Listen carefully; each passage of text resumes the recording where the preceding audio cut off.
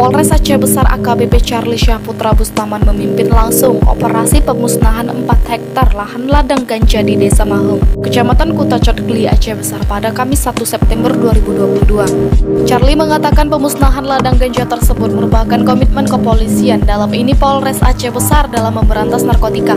Walaupun lokasi ladang ganja sangat jauh, bahkan harus berjalan kaki selama 3 jam, namun semangat memberangus narkoba tetap menjadi prioritas. Oleh karena itu, Charlie mengajak semua pihak untuk berkolaborasi memberantas peredaran narkotika di Aceh, khususnya Aceh Besar. Selain itu, pihaknya juga akan terus menggencarkan pemberantasan narkoba, termasuk ladang ganja, sampai Aceh Besar bisa benar-benar bersih dari narkoba.